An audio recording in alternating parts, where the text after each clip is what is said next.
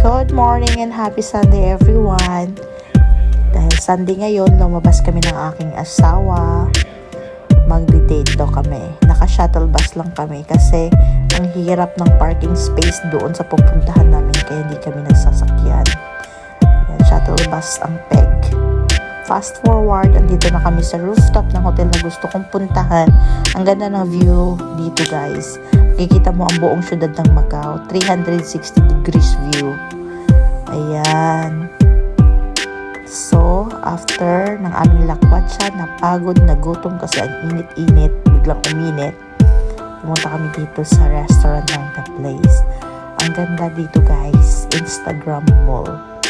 Ayan, tingnan nyo. Ayan ang aking asawa. Ngiting pilit kasi napagod. Sobrang init. So, ito ang aking order na mocktails. Sunset to. Sunset pa to? Sunrise. Ewan ko kung ano. So, ito yung view ng loob ng restaurant, guys. Ang ganda. Diba? Instagrammable. Ayan. Ganda-ganda dito. Ayan ako, feeling vlogger. Hindi marunong. So, ito pala yung aming food. Yan yung aking ramen. Yan yung steak ng aking asawa. Yan ang aming foods. So, meron akong dessert na cheesecake. Yan. Review ko yung pagkain. Ayan. Ayan si asawa ko. Naghihintay kung kailan ako matapos at gutom na. Siyempre, pakit din ako. Hindi pwedeng wala akong eksena, guys. Ayan. So, after na aming lunch, dumiretso kami dito sa bowling arena. Kasi malapit lang sa restaurant na kinainan namin. So, hindi ako marunong. Kaya, wala, talo. So, uuwi na kami, guys. Hindi kami nag-shuttle bus.